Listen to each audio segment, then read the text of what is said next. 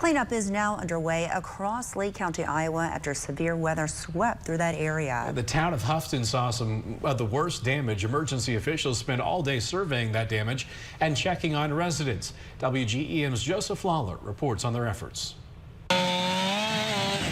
You know, Lee County's pretty resilient. They'll bounce back. This stuff will be cleaned up. Lee County residents are clearing the damage left behind by last night's severe weather.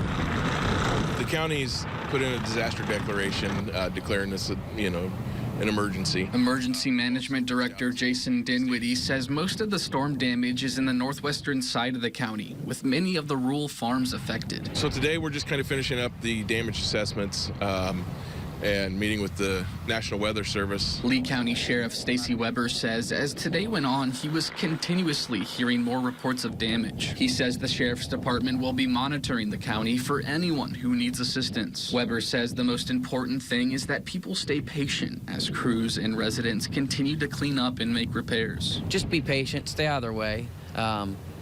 Let them get in there and use their trucks, and the people that are driving through just to look, just stay home. Weber says last night he worked closely with the county engineer to make sure he knew the kind of damage the county was facing. He says in the coming days, other than checking on residents, they will be replacing power lines and road signs. Little things people don't think about after storms is like making sure that stop signs are put back up. We'll get the mess cleaned up. Everybody's doing their thing.